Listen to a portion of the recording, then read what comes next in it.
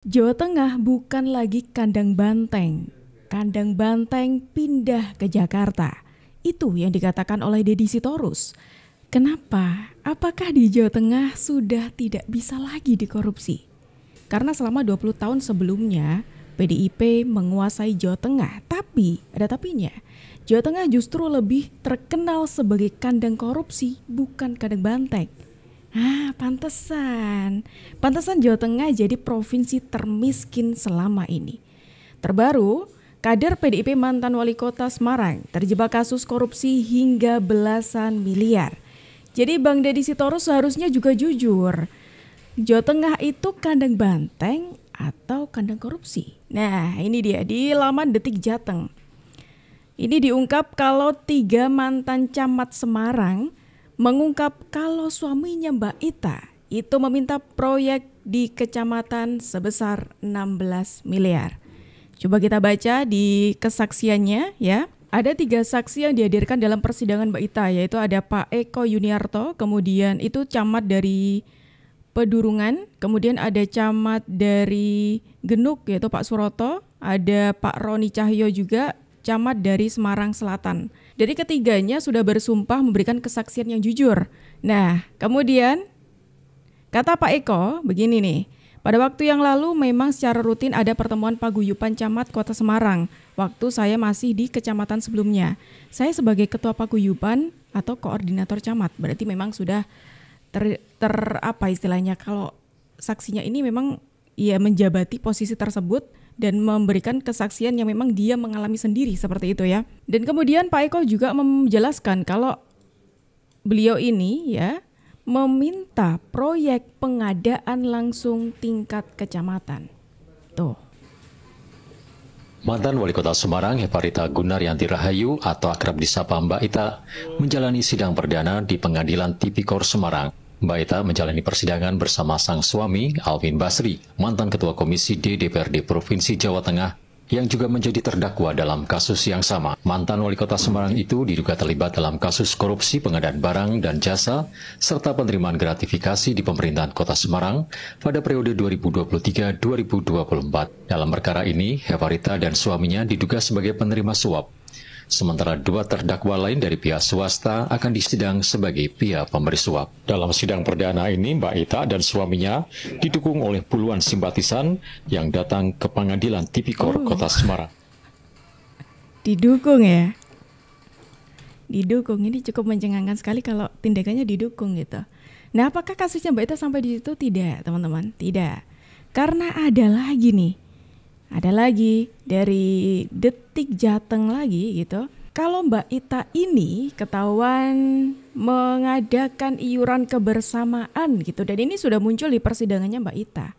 Kalau katanya iuran kebersamaan itu sebagai tradisi katanya seperti itu. Jadi itu intensif yang dipotong dari para orang bawah nih ya. Kemudian itu taruhlah di atas gitu. Tapi ada yang menarik lagi teman-teman di sini. Saya lihat di mengemuka di kasus itu adalah diberikan kepada para pejabat di atasnya.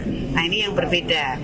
Iuran bolehlah, tapi berikan kepada masyarakat. Tapi kalau iuran diberikan kepada pejabat selevelnya atau di atasnya, itu yang harus dicegah. Mudah-mudahan sudah berhenti. Tapi saya akan cek karena di situ kan sudah kelihatan sebenarnya dinas mana yang disasar ya. Saya akan cek. Saya akan cek, dan sebaiknya bagi siapapun yang tahu sebaiknya Saya menilai pernyataan ini sebagai blunder yang dilakukan oleh Wali Kota Semarang saat ini, yaitu Ibu Agustina. Yang mana beliau ini berarti menggantikan dari Mbak Ita ya, yang mana Mbak Ita ini menjadi Wali Kota sebelumnya. Dan kemudian ini menariknya, mungkin niatnya Ibu Agustina ini ingin membantah atau menepis dari isu-isu yang beredar soal iuran kebersamaan. Justru Ibu Agustina ini semakin memperkuat dengan mengatakan iuran ini memang ada. Kalau yang beliau tahu ya, ada dan itu diberikan kepada pejabat di atasnya. Emang waktu itu Mbak Ita itu tidak ada di posisi atas ya? Bukannya sebagai wali kota juga ada di posisi atas. Blunder kan jadinya. Nah, yang menarik lagi teman-teman, ini menurut laman Antara. Di sini dikatakan kalau iuran kebersamaan pegawai Bapeda Kota Semarang itu tembus ratusan juta. ratusan juta. Ini di tiap kuartal itu bahkan mencapai 300 juta ya teman-teman. Ini ada. Nah, ini dia selama periode 2023 hingga 2024 besaran setoran kepada Wali Kota Hefearita mencapai 300 juta tiap kuartal. Berarti sangat fantastis sekali. Itu bukan uang yang sedikit gitu lah teman-teman. Dan apakah sampai di situ saja? Tidak. Saya rasa emang Mbak Ita ini mengoleksi kasus gitu ya. Karena nggak cuma 2 itu aja, ada lagi kasusnya teman-teman. Nih dia. Wali Kota Semarang meminta maaf dan jelaskan pengadaan 177 motor lurah senilai 8 miliar. Pada saat pembahasan perubahan ini kan dari tim TAPD ini melihat ada anggaran-anggaran yang bisa digunakan untuk kepentingan pelayanan publik gitu ya. Salah satunya adalah pengadaan mobil untuk untuk haralu. Dan kemudian memang pada saat awal itu di bulan Agustus dari pihak asisten 3 dan bagian rumah tangga ini memang mengajukan anggaran ini sangat luar biasa, yaitu sekitar 8 miliar karena pada saat itu yang diajukan adalah motor yang seharga 45 juta. Saya nggak tahu itu mungkin listrik ya, motor listrik. Tapi pada saat itu akhirnya diskusi, jadi sehingga harganya sekitar 7,965 miliar. Tapi pada saat itu mengajukan ke saya menyampaikan bahwa kalau untuk genangan-genangan dan kita topografinya kalau terjadi longsor dan sebagainya, ini kan takut rusak gitu, dan itu juga banyak lurah-lurah yang menyampaikan untuk yang motor biasa, sehingga kami minta, dan saya waktu itu juga bilang jangan terlalu mahal-mahal karena ini kan sebenarnya kan digunakannya bukan untuk gaya-gaya tapi memang untuk kerja gitu ya, untuk mobilitas mereka.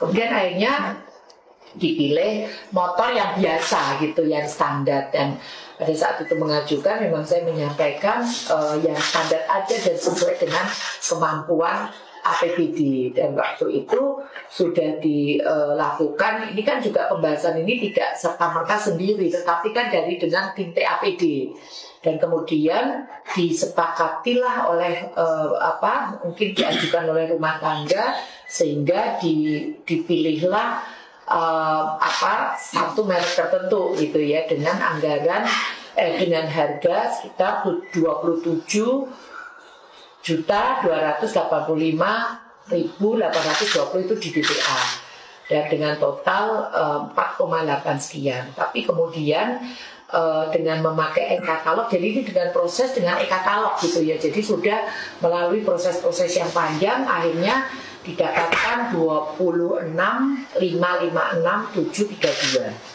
Dan setelah kami cek juga, saya minta konfirmasi dengan rumah tangga, karena kan semua yang melakukan rumah tangga. Saya juga tidak tahu harga motor itu berapa. Saya juga tidak bisa naik motor yang kemarin Matic gitu kan. Kemarin juga nyobanya motor listrik, itu Matic maupun yang biasa. Itu sebentar. Ini kan pengadaan untuk para lurah gitu ya. Oke lah, mungkin katakanlah memang ada anggaran di sana gitu. Cuma agak dinilai janggal di sini adalah pertama, Ibu Ita itu langsung mengadakan segitu banyaknya motor tanpa tahu harganya, tanpa tahu gimana motornya seperti itu, dan langsung mengiyakan. Wah, wali kota yang cukup gegabah ya berarti ya. Karena entah ini niatnya kayak gimana gitu, mengadakan segitu banyaknya motor tanpa tahu harganya dan mengatakan oh yang biasa-biasa aja seperti itu. Tapi ini mencapai 8 miliar. Ibu, tolong lah ya. Ibu ini sudah banyak kasus, jadi tolong jangan diperbanyak lagi kasus Ibu. Nah, kalau kita bicara soal Mbak Ita teman-teman, dari sederet kasus tadi yang kita sudah lihat gitu ya, dari mulai suaminya yang terlibat pemerasan kepada para camat hingga mencapai 16 miliar. Terus kemudian ada iuran kebersamaan katanya yang mengalir ke Mbak Ita. Kemudian ada kasus juga mengenai pengadaan motor lurah gitu ya. Ini kemudian Mbak Ita juga jadi buruan KPK karena kasus ini jelas naik ke KPK, teman-teman. Tapi di balik kasus ini, di mana Mbak Ita ini sudah ditetapkan sebagai tersangka, ternyata memang ada upaya-upaya Mbak Ita ini untuk melarikan diri. Nah, Wali Kota Semarang, Hefarita Gunaryanti Rahayu belum diketahui keberadaannya setelah kantor dan rumah pribadinya digeledah KPK. Gimana ini? Wali Kota Semarang, Hefarita Gunaryanti Rahayu belum diketahui keberadaannya setelah kantor dan rumah pribadinya digeledah Komisi Pemberantasan Korupsi pada Rabu 17 Juli 2024. Kepala Disperkim Kota Semarang, Yudi Wibowo mengatakan sejak dilakukan penggeledahan di Balai Kota Semarang, dirinya belum pernah berkomunikasi dengan Wali Kota Semarang. Kami belum komunikasi dengan Bu Wali, jelas Yudi saat ditemui di lantai 8 Balai Kota Semarang, Kamis 18 Juli 2024. Dia terakhir berkomunikasi dengan Wali Kota Semarang sudah beberapa hari yang lalu. Yudi terakhir berkomunikasi dengan Wali Kota Semarang saat melakukan koordinasi terkait dengan penerimaan peserta didik baru atau PPDB. Seperti diketahui selama 2 hari KPK menggeledah Balai Kota Semarang. Pada hari pertama, Rabu 17 Juli 2024, KPK menggeledah rumah dinas dan kantor Wali Kota Semarang. Sementara pada hari kedua, Kamis 18 Juli 2024, KPK menggeledah beberapa kantor dinas di lingkungan Pemkot Semarang. Di antaranya Dinas Sosial Kota Semarang dan Dinas Permukiman dan Kawasan Permukiman Kota Semarang. Selain itu, KPK juga melakukan penggeledahan di Dinas Komunikasi Informatika, Statistik, dan Persadian atau Diskominfo Kota Semarang.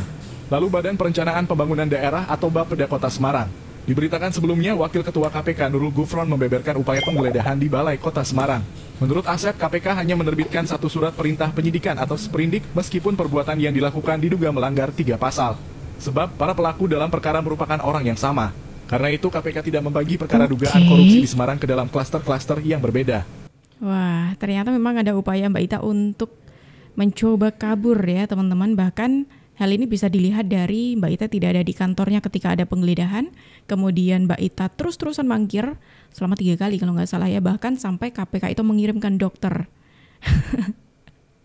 Mengirimkan dokter untuk Mbak Ita mengecek kalau memang benar Mbak Ita ini sakit, kira-kira sakit apa, separah apa gitu loh. Sampai-sampai mangkir berkali-kali dari panggilan KPK. Nah, ternyata di persidangan kemarin itu kita sudah ketemu jawabannya teman-teman. Ternyata mangkirnya Mbak Ita ya, itu adalah permainan.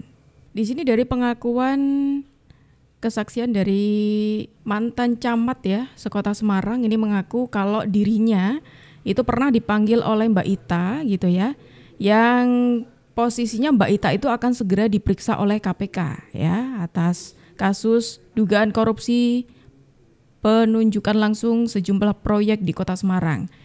Kenapa kok Pak Camat ini, mantan Pak Camat ini itu dipanggil? Ternyata teman-teman, ternyata menurut beliau ini Mbak Ita meminta dirinya untuk mengganti ponsel seluler gitu.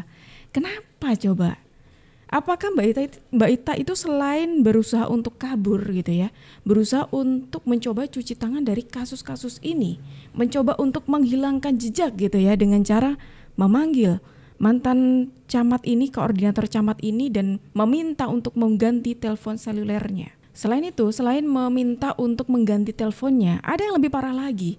Pak Eko ini diminta untuk tidak memenuhi panggilan dan pemeriksaan oleh KPK yang dilakukan di gedung BPKP Jawa Tengah.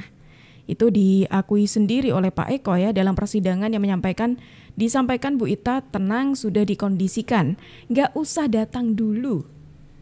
Siapa yang mengkondisikan coba? Bisa-bisanya diminta untuk tidak datang dulu.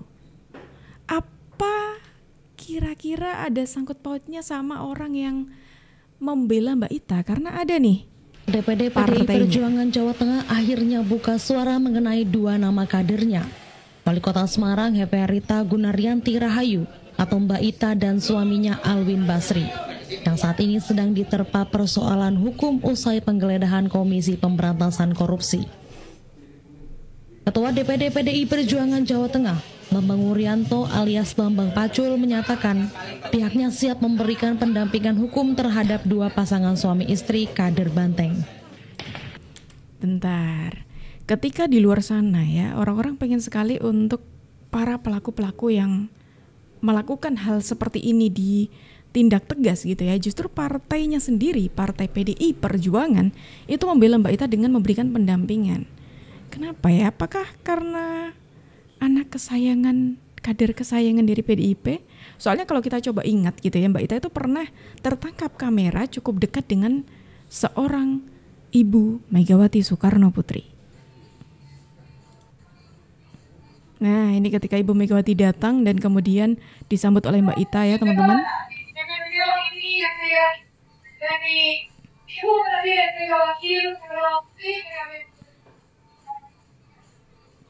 Tuh, dia berjalan bersama Ibu Megawati. Tidak cukup dekat apa coba kalau sudah seperti ini. Selain itu dari pemanggilan Mbak Ita kemarin yang cukup panjang ya, karena Mbak Ita ini sempat mangkir, kemudian ada upaya juga untuk membersihkan namanya dengan cara yang memanggil para mantan camat itu tadi gitu ya, untuk mengganti ponselnya dan meminta untuk tidak hadir gitu ya. Ternyata ada juga orang yang terseret dalam kasus ini gitu, yaitu mantan calon gubernur Jawa Tengah yang pastinya kalian sudah tahu, yaitu Pak Hendrar Prihadi yang turut dipanggil KPK atas kasusnya Wali Kota Semarang Mbak Ita. KPK memeriksa mantan Wali Kota Semarang Hendrar Prihadi selama 4 jam di kantor KPK di Gedung Merah Putih di Jalan Rasuna Said, Kuningan, Jakarta Selatan. Hendy diperiksa sebagai saksi terkait kasus dugaan korupsi di lingkungan Pemkot Semarang. Setelah diperiksa KPK, Hendy yang juga maju dalam Pilkada Jawa Tengah mendampingi Andika Perkasa enggan mengungkapkan materi pemeriksaan. Tapi Hendy menyebut pemeriksaan terkait kegiatan selama menjabat Wali Kota Semarang. Hendrar menjabat Wali Kota Semarang periode 2016 sampai 2021 dan dari 2021 sampai tahun 2022. Memberikan kesaksian terhadap beberapa hal waktu di Pemkot Semarang. Berarti terkait Mbak Ita? Kurang lebih segitu, ya. Apa aja penyidik berarti Pak? Udah. Oh, berapa pertanyaan Pak ya? Klarifikasi kan Pak ya? Ya, undangnya klarifikasi kita beberapa hal. Itu pernyataan dari Pak Hendrar Prihadi ketika habis dipanggil KPK, teman-teman. Jadi kesimpulan dari informasi kita hari ini, seperti yang tadi sudah aku bilang dari awal, dan sudah aku pertanyakan dari awal. Jangan-jangan gara-gara kasus-kasus seperti ini yang membuat PDIP itu meskipun sudah berkuasa 20 tahun di Jawa Tengah, tapi Jawa Tengah lebih terkenal justru sebagai kandang korupsi, bukan lagi kandang banteng. Nih, tahu nggak korupsi terbanyak di Jawa Tengah diraih partai apa? Merah semuanya. Tandanya apa? Iya, kita sudah tahu kalau PDIP itu menguasai Jawa Tengah gitu. Sebagai penguasa yang mana ternyata tidak digunakan untuk membangun Indonesia gitu. Justru itu digunakan untuk meraup keuntungan melalui jalur korupsi.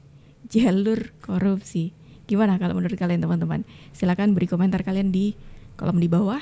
Dan terima kasih karena kalian sudah menemani aku dari awal sampai akhir. Aku Jubu pamit undur diri. Sampai jumpa.